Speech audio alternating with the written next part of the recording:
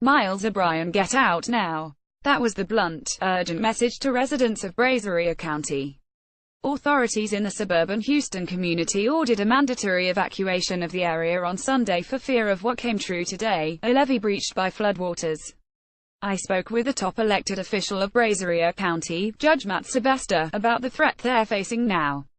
Judge Sebesta, thank you for being with us. I know you're very busy. Bring us up to date on that levee breach and the consequences of that. Judge Matt Sebesta, Brazoria County, Texas. Thank you, Miles. Yes, this morning, we hit a breach of a levee at the Columbia Lake subdivision near West Columbia on the west side of the Brazos River. And we had water coming into the subdivision, but we had some great volunteers that got out there, got that under control. So, at this point in time, that particular position on the levee has been fortified. The water that was coming in was from the local rains that we have gotten over the last 3 to 4 years, but it is very close to the Brazos River, which is still rising in that area. And the National Weather Service has predicted that the level will be higher than the top of the levee. So, we're still very concerned about that area as the river continues to rise. Miles O'Brien, give us a few more details on how the folks there were able to get this under control. Judge Matt Sebesta, well, my understanding, and I have not been out there personally, they got out there and they used plywood and what have you to get the leaking temporarily stopped. Volunteers came in. We had a local contractor, I believe, donated some material. There was concrete sacks. There was different material brought in, stacked in to take care of that leaking area. Miles O'Brien, sounds like a heroic effort. Judge Matt Sebesta, well, great volunteers. That's what Texas and Brazoria County is known for. Miles O'Brien, I gather you're not out of the woods yet though, given what you just said about the river. Judge Matt Sebesta, not at all. Actually, our worst flooding is in front of us for the west side of the county. We have two major rivers that flow through the west side, the San Bernard River and the Brazos River. Both of those are in major flood stage. They're still rising. We had a major flood on the Brazos River last year, where the crest was at 52.56.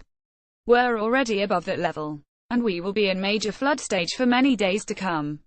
It will be pouring a whole lot of water out into its floodplain, going into another body of water, Oyster Creek, which will spread out.